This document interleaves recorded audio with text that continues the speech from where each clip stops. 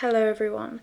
So I didn't do like a massive intro for this because I originally planned on making, my camera is going down, on making this video part of my last video. Basically in this video I'm going to be talking about popular books on BookTok, Bookstagram, BookTube, all sorts of popular books that I have read previously. So in my last video I just talked about books that I read specifically for that video, and then this was cut like a part 2 for the same video, but when I was editing I was kind of just like, this is too long for one video, so I decided to separate it into 2, and that takes us to this video. So I hope you guys enjoy, and yeah. So the first one, and this is one of my favourite book series of all time, is the A Good Girl's Guide to Murder series. I read this, it must have been quite quickly after the first book came out. I didn't go into it with really high expectations, but I think even if I did, I still would have loved it the same. And I read this like in lockdown, like towards the beginning of lockdown, so I remember reading it over my birthday, and I think at that point we were like 2 or 3 weeks into lockdown. So I'll give you guys the description of the first book. I'm not going to go over the second and third book in the series just because it could spoil things for this book, if that makes sense. However, I would just recommend the whole series to this. So 5 years ago, Andy Bell was killed by her boyfriend Sal, who then killed himself. However, years later, Pip still believes that there is more to the story than what everyone has been told, and she doesn't believe that Sal was the killer. Pip takes it upon herself to investigate everything and find out what really happened and hopefully clear Sal's name. She documents this process for her school project, and despite her efforts, someone really doesn't want the truth to come out. So like I said, this is a trilogy, and it is probably one of the most hyped up books that I've seen on TikTok. It is everywhere. It's in YA recommendations, like true crime, mystery, thriller recommendations. It is really, really, really good. Like, it is a really good book. I absolutely loved it, and it is like a YA crime, true crime, mystery book. However, I read the first book when I was 16 turning 17 I think it was, and then I read the last book last year when I was turning 21. So like, you've got a good gap of, like, I was a teen when I read the first book, I was an adult when I read the third book, and I still loved this series. This is one of the YA series that I don't feel like feels massively YA. It's set whilst Pip, the main character, is still in school. However, it doesn't feel juvenile. It doesn't feel like she's an immature kid, if that makes sense, which I think is one of the reasons why I still love this so much as an adult. And this does actually have a book adaptation. I think series 2 is coming out. I don't know if there's a date for it, but I know they finished filming, I think, at least. Anyway, there is going to be a season 2 for this. I did watch a few episodes of season 1 and I didn't love it, if I'm being honest. However, I think Holly Jackson, the author of the books, has had more control over season 2, so I think it will be more like the book. So I think I might power through season 1 so that I can watch season 2. And like I said, this is one of my favourite series of all times. The first book is one of my favourite books of all times. This is a book that I would recommend through and through for the rest of my life. And the next series is the Powerless series. So I know I spoke about a book called Powerless earlier on, and that is part of a different series. This series is Powerless by Lauren Roberts, and like I said, I'll give you guys a little description that I've written. So this is a romantasy series that follows Payden, who is an ordinary in a land where ordinaries are hunted and killed so they don't dwindle down the elite's powers. One day she saves the prince, who is the king's enforcer. He hunts and kills any ordinaries in the land of Ilya.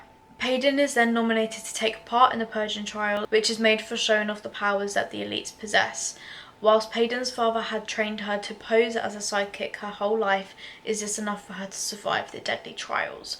While she is competing in the trials, she is getting close to the handsome prince she saved and fighting feelings for the very person who would have to kill her if he ever found out what she is. This series, again, I feel like this is so popular, so hyped up. And I know there are some people that aren't the biggest fan of this series. This was my first romantasy that I have ever read. And my first fantasy other than one book I read when I was like 13 maybe. And that was like a kid's book. So this is the first proper fantasy I'm reading as an adult, and I love it. I feel like I have heard some people say like this is romantasy for people who are new to romantasy. Like I said, this was the first romantasy that I have read. This series in general, so there's 3 books. You've got Powerless, Reckless, Fearless, and then you've got 2 novellas, one of which comes out in a few weeks' time, so it's not actually out yet. But the first novella is called Powerful, and that basically runs along the same time as Powerless. However, it's told from Payden's best friend Adina's perspective. So you've got 2 books set at the same time, and they're following similar events but from 2 different characters' perspectives. I definitely recommend reading it in the order of Powerless, Powerful, Reckless, Fearless, then Fearful, which is the second novella. Do not read Powerful until you have read Powerless, and you don't have to read the novellas, although I would really recommend it because it definitely added a lot to the last 2 books in the series, because there is a character in that you meet in Powerful that you then see again in Fearful. You don't in Fearless. You don't I don't think you see him in Reckless, but you will get a lot of context, and it does add to the story. Plus, I just love being in this world, and I did like what we saw of Adina's character in Powerless. So like, I just wanted to read the novella naturally. This series, it is an emotional series. It is a bit emotional. We're also getting an adaptation for this, which I am so excited for. Like, I cannot wait for this. I think it's a series. It's going to be a series. I'm not 100% sure. If you want to see more, so I have read all of these books in videos. So I did Fearless is the only one that has its own reading vlog, but both Reckless and Powerless I read in a couple other videos, if that makes sense. So if you want to actually see me reading these books and hear more of my thoughts on them, then feel free to go watch those videos. They're not very far down on my channel, like from this video. But I will say Powerless is the best book in the series. Reckless does have a bit of like middle book syndrome for me. It did feel a bit fillery, it did feel a bit repetitive, and it just, I think it could have been a duology, but they just would have been longer books, if that makes sense. And then Fearless, I absolutely loved. So I do think the first and third book in the series are the best. Reckless, I still enjoyed reading it, but it just wasn't my favourite in the series. And Powerful, I absolutely love that as well. And it's a novella, so it's not that long, which is good, like, because it was a quick read. It wasn't an easy read. I'll say that, it wasn't an easy read, but it was a quick read. It's so hard, like, trying to remember the right names for the right book, because obviously the novellas have like the reverse of the word. They've got Powerful and Powerless. Like, it's hard to remember the right way, but I am planning on reading the next novella in the series. I'm planning on reading that in a reading vlog, which I think will be up in October. So sounds far away, but that's actually only 2 months, which is crazy. Like, we're already, it's more like a month and a half away. But anyway, I am very excited for that. And then the next series we have that I mentioned earlier was the Rose Hill series. This is a contemporary romance series that follows a different couple in each book. It's set in the small town of Rose Hill, and each of the male main characters in the books is a single dad. So some of these is very much cowboy vibes, and like ranch vibes, and the same thing goes for the Chestnut Springs series, but they're not necessarily cowboys in each of them, if that makes sense, but you have that ranch slash country vibe to it. Again, massive found family trope in this series. Elsie Silver does found family like no one else. Like, I read a few other books that definitely had found family and I did really enjoy it, but no one does found family like Elsie Silver. It's just, at least from what I've read, nothing beats it. So I read the first 3 books in this series. The final book comes out in September, and that will also be in that reading blog that I just spoke about when I was talking about Fearful. And like I said, Elsie Silver, I feel like she's one of the most hyped up authors on the social media space. However, I'm telling you, if you like small town romances, if you like countryside, ranch, cowboy vibes, if you like found family, you will love Elsie Silver. Like, if you don't, but you love all those things, I'd be extremely surprised. I will say all of her books are relatively spicy. So if you don't like spice, then you might want to skip those scenes or maybe not read her, but that is the only thing that I think would stop you from liking Elsie Silver's books if you liked all those other things. I keep thinking of more books that I could have written about for this video as I'm filming. I've just thought of another one, so I think I'm gonna quickly talk about it. But just before I do that, the Rose Hill series is getting an adaptation from Amazon for a TV series. I don't know what I'm more excited for, Rose Hill TV series or Powerless film slash TV series. I feel like the next few years it's just gonna be so good for book adaptations. Hopefully, at least. I feel like Amazon are the best. If you're going between Amazon and Netflix, Amazon, for me personally, I think they have better book adaptations, and they are the ones who are adapting, I think, every book series that I'm going to talk about in this video that's getting an adaptation is being done by Amazon. So this is great. And then the next book that I'm going to talk about, and this again is a series, is the Maple Hills series. So Icebreaker, Wildfire and Daydream. I did read Icebreaker. These are all college sports romances. Again, found family trope, which I did really enjoy in this book. It is definitely found family. So the first book, you follow a figure skater and an ice hockey captain. And then the second book is another member of that ice hockey team, and I think the main character Aurora is friends with Anastasia. They meet at a party, they have a one-night stand, and then they end up going to summer camp separately but going to the same one, and then they end up working at the same summer camp unintentionally. And then the third book is my favorite book in the series, and it also is just one of my favorite books. You've got a lot of neurodivergent representation in this book, which I really enjoyed. I also just love this book. I've really been wanting to reread this book at the moment, but all my physical books are packed away in a storage unit at the moment and I can't actually get to them. So I really want to reread this book, but the only way I can is if I buy another copy, which I'm not going to do, or buy the Kindle version, which I'm not going to do unless it goes on offer, and then I think I might. But I absolutely love this book. I was thinking about rereading my favourite books for a video, and then saw Destiny Sidwell talk about how she was planning on doing that for one of her videos. So then I was like, I feel like this is my sign, because I know I'm gonna like watching her video of that. So I think once I've moved again and I've got all my books back, that I really do want to reread my favourite books, and that will have to be in there.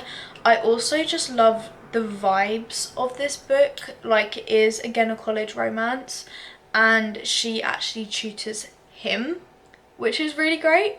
And yeah, I'm sorry if I don't do a great description of these books, just because I haven't written down and planned it in my plan, so but then I've just thought of it in my head, so like I do want to talk about it whilst I'm doing this video. But I love this one, and I think one of the reasons why I really want to reread it is because I've been on summer holiday for a little while now from uni, and I'm kind of getting to that point where I'm eager to go back to uni. I won't go back to uni until the beginning of October, so like it is still a while away, but I'm kind of getting that back to school itch, if that makes sense, and this is gonna scratch it. And I know it will because I've already read it, if that makes sense. And then the next series is the Mind F series. I don't know like what I'd call it the Mindfuck series. And this is an addictive thriller series with a romance subplot where we follow Lana Myers, who is a serial killer who's getting revenge on all of those who left her for dead. While she is completing this mission, she also falls in love with an FBI agent, aka Logan Bennett. I have seen people rave and recommend this series for so long, and then I finally read the first one at Christmas last year and I was hooked. I was hooked from then, but as a warning, it is very dark, gory, graphic in multiple different ways. It's not just graphic in the terms of the killing and the torture. There's other ways in which it's graphic, so if you feel like you might be triggered by anything, please do read the trigger warnings for this book, this series, because it does have sensitive content, which is why I read the first book and then it took me a few months to start reading the second book, because I was kind of just like, wow, that was amazing, but it was kind of a lot, so I'm just gonna take a break. And then the other 4 books in this series I read back to back to back to back. I binged them all. I could not put them down. Like, I could not. I was listening to them, I was reading them any chance I'd get. And I recommended this series to one of my close friends and he absolutely loved it. He rated it 5 stars. Like, the whole series was a 5 stars. It's a 5-star series for me. And obviously you've got the thriller and like crime side to it where you're watching her get payback, but she is so smart and calculated, and she just accidentally falls in love with an FBI agent as a serial killer. I don't know if in the first book he's working on her case, but I'm pretty sure in the other books he's working on her case. He's dating the serial killer who he's hunting for at the same time. I cannot recommend this series enough. Like I said, if you feel like you might get triggered by anything, do read the trigger warnings, because like I said, it's sensitive content. However, if you're fine with that, read it. They're also on Kindle Unlimited. All of Elsie Silver's books are on Kindle Unlimited. I'm pretty sure all of, if not most of, Freida McFadden's books are on Kindle Unlimited. A lot of these books are on Kindle Unlimited because I try to read from Kindle Unlimited as much as possible. So yeah, 5-star series for me. I don't even have a favourite book because I read them literally back to back, that it just felt like I was reading one book. They are like novellas if you read them individually like I did, but you can just buy one book which has books 1 to 5 in it. All the books are under like 200 pages, I'm pretty sure, and I think the longest one is 225, but I might be wrong, and if I'm correct, that's either the first or last book. Other than that, all the other books are shorter than that. But like I said, you can get a book that just has like all of them in one. This is also getting an adaptation, so I can't bloody wait for that. And then I'm going to do a quick fire of Freida McFadden books and whether I would recommend them. I'm going to do a yes, no, or maybe for the Freida McFadden books that I've read. I have read 1, 2, 3, 4, 5, 6, 7, 8, 9 Freida McFadden books, and yeah, so I feel like Freida McFadden is one of the most hyped up authors, especially in like the thriller mystery space. All her books feel relatively fast paced. I think some are more fast paced than others, and they are all like bingeable. Most of the time I have read them within a few days, and by a few I mean like 2 or 3. And like I said, all of these are on Kindle Unlimited. I have not paid for any of these, And it's Kindle Unlimited in the UK, by the way, because I know it does vary. So yeah, if I ever need a book, like if I feel like I just need to pick up a book and binge it, or I need a fast-paced book to get me back into the rhythm of reading, I'll read one of these. If I'm in a reading slump, I'll read one of these. Okay? So, The Perfect Son, maybe. Do Not Disturb, yes. Ward D, yes. The Teacher, maybe. The Inmate, maybe. The Locked Door, maybe. The Boyfriend, maybe. The Housemaid, yes. Never Lie, yes. 100% my favourite.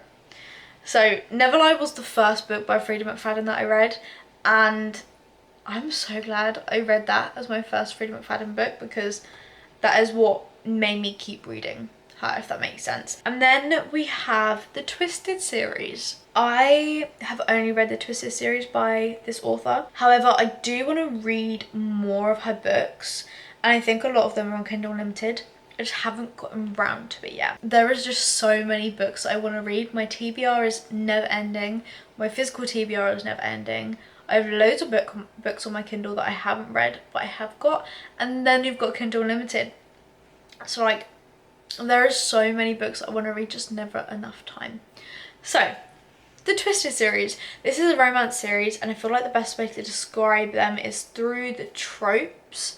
I know sometimes people think that tropes are spoilers, but I don't feel like these tropes are spoilers, if that makes sense. Book 1, Twisted Love, is a billionaire brother's best friend romance. Twisted Games, Book 2, is a grumpy sunshine romance between a princess and her bodyguard. Twisted Hate is an enemies to lovers and best friend's brother. And then Twisted Lies is a fake dating billionaire romance. I love Twisted Games. Twisted Games, again, one of my favourite books. I've got a lot of favourite books, but this is one of my favourite books. I enjoyed Twisted Love. I enjoyed Twisted Hate.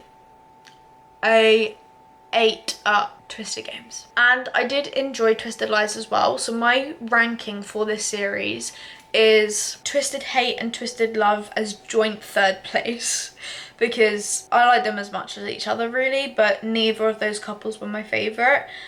And then second place is Twisted Lies. I really did enjoy this one, just not anywhere near as much as Twisted Games, which takes number 1.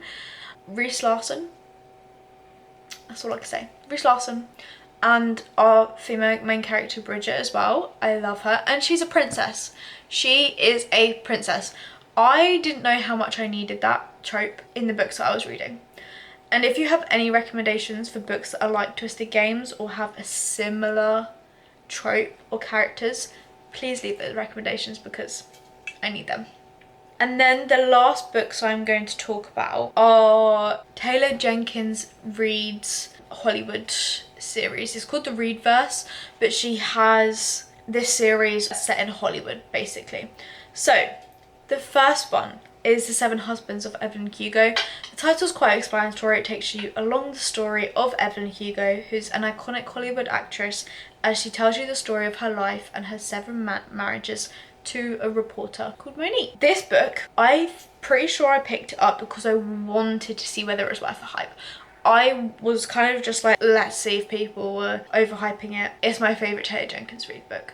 I love this book so much. I rated this 5 stars. Like I said, it was the first book by this author that I read, and I've read quite a few since, and it's still my favourite. The next book we have is Malibu Rising. So all of these books that I'm discussing, including Evelyn Hugo, they are all interconnected. They have various characters that show up in other books. So one of the 7 husbands of Evelyn Hugo is a legendary singer called Mick River, and he has 4 children, and they have their own book called Malibu Rising. So this follows 4 famous siblings who are the children of legendary singer Mick River over the course of 24 hours on the day where they throw their annual summer party. Except this year, over the course of these 24 hours, their lives change forever. I enjoyed this one. I think I preferred it over the next one that I'm going to talk about. However, it's not as good as The Seven Husbands of Evelyn Hugo. I really enjoyed the multiple point of views, and I was not expecting some of the things that happened in this book. It was a really good read. It had great plot twists. I rated this 4.5 and it is worth the hype.